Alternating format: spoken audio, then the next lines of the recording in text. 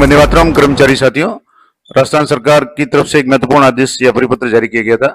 सभी राजकीय कर्मचारियों को अपनी आईपीआर यानी अचल संपत्ति विवरण भरना अनिवार्य है और इसके संबंध में जो परिपत्र जारी किया गया जिसमें अंतिम अवसर देते हुए 25/4/2025 तक आपको अपनी आईपीआर सबमिट करनी है अगर कोई लंबित है तो। और अगर नहीं कर पाते हैं आप तो आगामी जो भी विजिलेंस क्लियरेंस नहीं दी जाएगी, इसके अलावा पदोन्नति पे विचार नहीं किया जाएगा और आगामी वेतन वृद्धि स्वीकृत नहीं किए जाने के भी निर्देश जारी किए गए।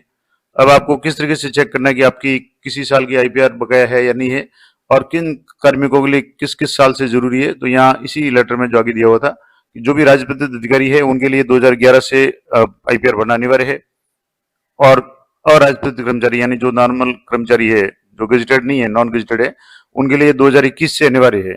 अब मान लो कोई कर्मचारी नॉन गेजेटेड है, टीचर है या वरिष्ठ अध्यापक या कोई भी नॉन गेजेटेड कर्मचारी है, तो उसको कैसे चेक करनी है, तो इसको आईपीआर स्टेटस राजकाज गूगल में आप ये लिख दें, उसके बाद में आप सर्च पर क्लिक करेंगे तो आपकी ईमेल प्रॉपर्टी रिटर्न राजकाज इंटीग्रेटेड ई फॉर्म्स, ये जो पहला वेबसाइट या लिंक आ रहा है इसको आपको क्लिक करना है और यहाँ क्लिक करने के बाद में एम्प्लॉय वाइज है, डिपार्टमेंट वाइज है और डीडी वाइज। अब आपको एम्प्लॉय वाइज में यहाँ जो भी एम्प्लॉय है उनको आईडी एंटर करके आपको सर्च करना है। जैसे आप सर्च करेंगे तो आपको एम्प्लॉय आईडी एंटर करेंगे तो आपकी डिटेल्स आ जाएगी और यहाँ आप देखेंगे तो यहाँ जैसे 2022 की डाउनलोड का ऑप्शन आ रहा है, इसका मतलब भरी हुई है, 23 की भरी हुई है, 24 की और 25 की, जबकि इसमें निर्देश है कि 2021 से भरनी है। तो यहाँ 2021 की आईपीआर भरी हुई नहीं है। अब ये कैसे भरेंगे, तो इसके लिए आपको आपके जो भी एसओसो आईडी है उसमें जाना है। एसओसो आईडी में जाने के बाद में G2G में जाकर के आपको राजकाज आईपीआर इस पे क्लिक करना है। यहाँ जैसे आप क्लिक करेंगे तो आपकी गत सालों की भरी हुई सारी शो हो जाएगी। अब यहाँ जैसे थोड़ा सा ये साइट है वो खुलेगी, अब यहाँ अभी जो लेटेस्ट भरी हुई वो यहाँ शो हो जाएगी।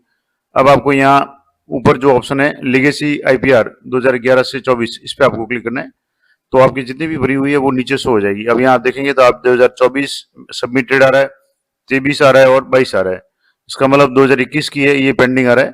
अब 21 की भरने के लिए आपको क्या करना है कि सबसे पहले तो आपको एक पीडीएफ है वो फॉर्मेट डाउनलोड करना है। यहाँ आप जाएंगे तो यहाँ आपको आईपीआर फॉर्मेट डीपीसी, ये आपको डीओसी यानी ये फॉर्मेट है आपको डाउनलोड करना है, जिसमें आपको किस साल की भरना है, जैसे 2021 का कर लें इसमें, और उसके में आपके अधिकारी का नाम, पद, किस सेवा वर्ष से आधारित पद वगैरह ये सारा आप देख लें और जो जो संपत्ति आपके है वो इस तरीके से इसमें आपको लिख करके इस पे नीचे साइन करके डेट लगानी है और इसकी पीडीएफ बनानी है। इसकी पीडीएफ बनाने के बाद यहाँ से आप जैसे पीडीएफ बना लेंगे उसके बाद में आपको यहाँ सबसे पहले आपको यहाँ पहला ऑप्शन है इसमें अपॉइंटिंग डिपार्टमेंट, तो आपको अपना अपॉइंटिंग डिपार्टमेंट है वो सिलेक्ट करना है। जैसे मान लो एजुकेशन है या एलिमेंट्री एजुकेशन है, तो जो भी एजुकेशन डिपार्टमेंट है आपका जहाँ भी सिलेक्शन हुआ है, अब मान लो जैसे एलिमेंट्री एजुकेशन है तो यहाँ एलिमेंट्री कर लें और सेकेंडरी एजुकेशन तो सेकेंडरी कर लें। जैसे एलिमेंट्री एजुकेशन डिपार्टमेंट है, अब यहाँ दूसरा ऑप्शन है पोस्टेड डिपार्टमेंट, किस पोस्ट डिपार्टमेंट है। अब जैसे मान लो अभी सेकेंडरी में पोस्टेड है तो आप सेकेंडरी कर लें, एलिमेंट्री कर लें, जो भी कर लें। तो यहाँ से सेकेंडरी एजुकेशन डिपार्टमेंट मान लो ये जैसे आ गया। अब इसके बाद में आपको यहाँ तीसरा ऑप्शन है, इसमें कैडर है तो कैडर में आपको सबॉर्डिनेट जो भी है, जो एजुकेशनल सबॉर्डिनेट वगैरह जो भी आपका कैडर है वो आप यहाँ से राजस्थान एजुकेशनल सर्विसेज सबॉर्डिनेट या जो भी है वो आप यहाँ से सिलेक्ट कर लें। पूरा आपको यहाँ करेंगे तो आपके सारे यहाँ से आ जाएंगे, इसको में आपको सिलेक्ट करना है। उसके बाद में आपको यहाँ डेजिग्नेशन पे है तो आपको जैसे टीचर है तो यहाँ टीचर कर लें और उसके बाद में यहाँ से जैसे आप टीचर करेंगे और उसके बाद में यहाँ आपको मूल वेतन बेसिक पे उस साल का कितना है वो यहाँ एंटर करना है। मान लो जैसे 41,500 या जो भी था, मैं सिर्फ आपको डेमो बता रहा हूँ। और पीडीएफ आपको यहाँ अपलोड पीडीएफ करनी है, तो जो भी पीडीएफ अभी आपने ये डाउनलोड की थी इसमें इसको आपको भर करके इसकी पीडीएफ बना करके यहाँ से आपको पीडीएफ है वो अपलोड करनी है और यहाँ से ब्राउज करके इसको अपलोड करेंगे। अपलोड करने के बाद इसको सबमिट करना है, तो ये आपकी बकाया साल की जो भी आईपीआर है वो सबमिट हो जाएगी। अगर आप ऐसा नहीं करते हैं तो आपके आगे प्रॉब्लम हो सकती है। तो ये महत्वपूर्ण जानकारी मैंने आपको बता दी कि जो भी निर्देश है कि जो भी अराजपत्रित कर्मचारी है उनके लिए 2021 से ये आईपीआर बनाने वाले है। अगर आपकी भी किसी साल की पेंडिंग है तो आप मात्र कुछ सेकंड में यहाँ से देख सकते हैं।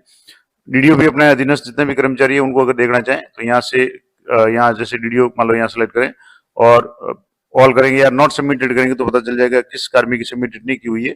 तो यहाँ से मैं एक सैंपल ग्रुप में यहाँ देख रहा हूँ, ये जो रेड कलर पिंक कलर में आ रहे हैं ये सारे नॉट सबमिटेड आ रहे हैं, लेकिन ये सभी रिटायर्ड कर्मचारी तो इनकी आवश्यकता नहीं है सबमिट करने की।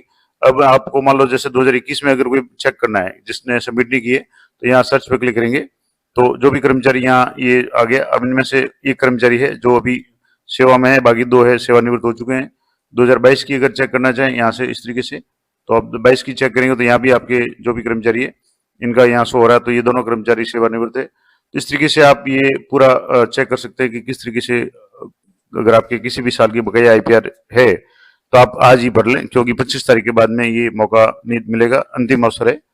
तो इसी तरह के अपडेटेड और लेटेस्ट जानकारी के लिए चैनल पर बने रहें। मिलते हैं नेक्स्ट वीडियो में, तब तक जय हिंद, जय भारत।